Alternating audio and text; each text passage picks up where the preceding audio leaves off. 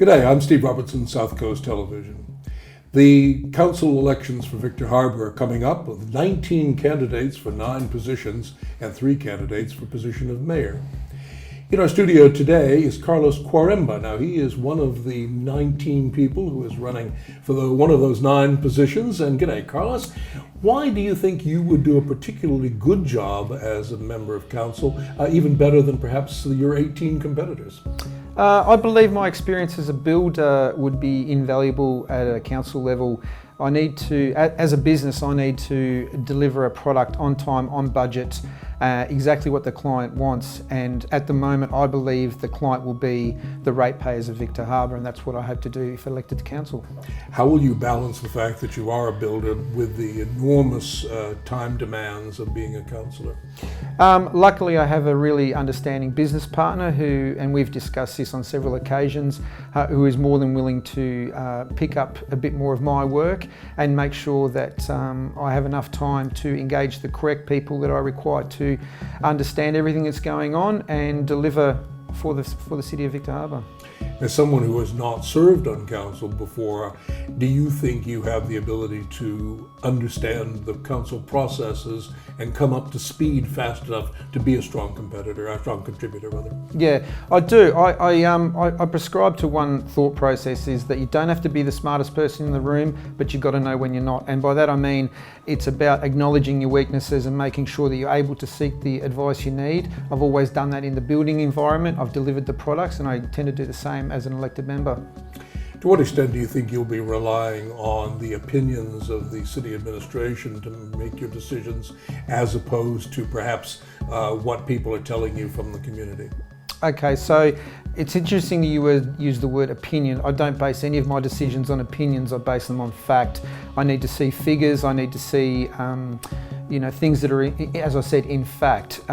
Discussions with people in the community are also very important, but I could go to 10 people and I'll have a different thing that they want from each of those 10 people. It's a matter of judging and balancing what is essentially required, because there's a lot of wants and needs, and we have to work out what we need versus what we want. At the recent candidates forum, debt and the amount of rates that we pay came up as a big issue for some candidates.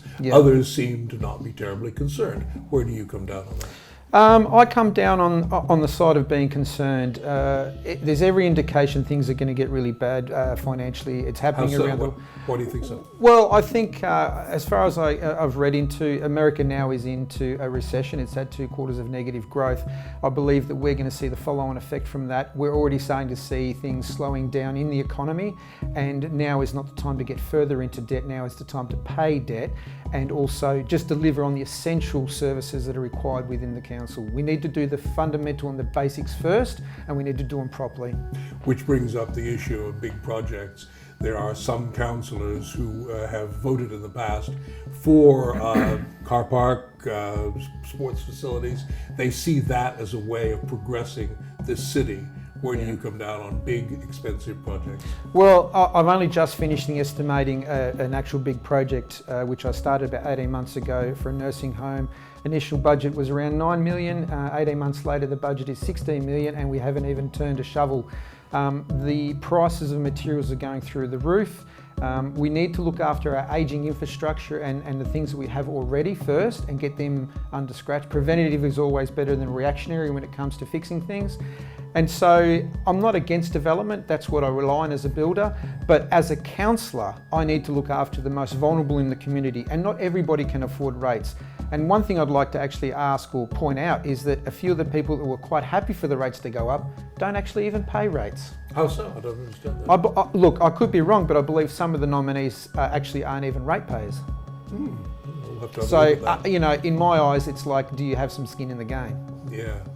Another issue that came up at the council forum was regarding the youth and making this a more attractive area for young people. Do you think that's an issue, and do you think that it can be attractive for young people at the same time be productive for those of us who are, say, over 50, over 60?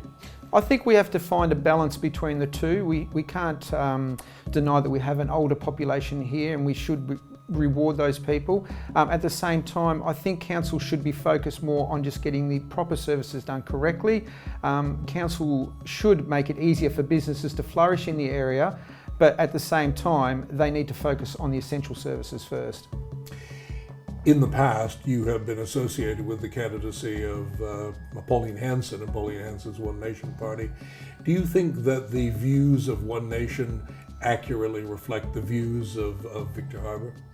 I think some of the things do. You know, I'm a conservative. I believe on being fiscally responsible, and I make no bones about putting Australians and Australians first. Carlos QUAREMBA, thank you very much. Authorised and spoken by Carlos QUAREMBA. I'm Steve Robertson, produced by South Coast Television.